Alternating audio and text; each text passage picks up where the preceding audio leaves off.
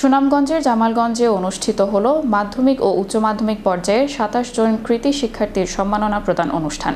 Performance based grants for secondary institution scheme এর আওতায় এই আয়োজনে জিপিএ ৫ প্রাপ্ত শিক্ষার্থীদের হাতে তুলে দেওয়া হয় সনদ ও সম্মাননা স্মারক।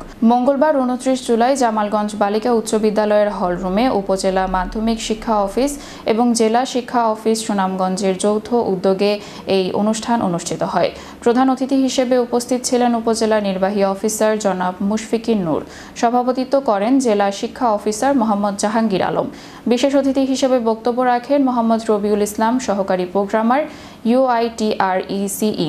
ব্যান বেইস মোহাম্মদ আব্দুল মুকিত, উপজেলা একাডেমিক সুপারভাইজার।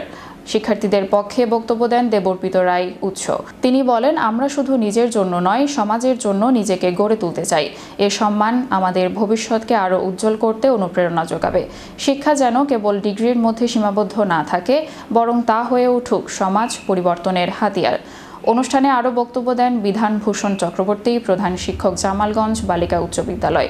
মেয়েদের এই সাফল্য সমাজে ইতিবাচক পরিবর্তনের বার্তা বহন করছে।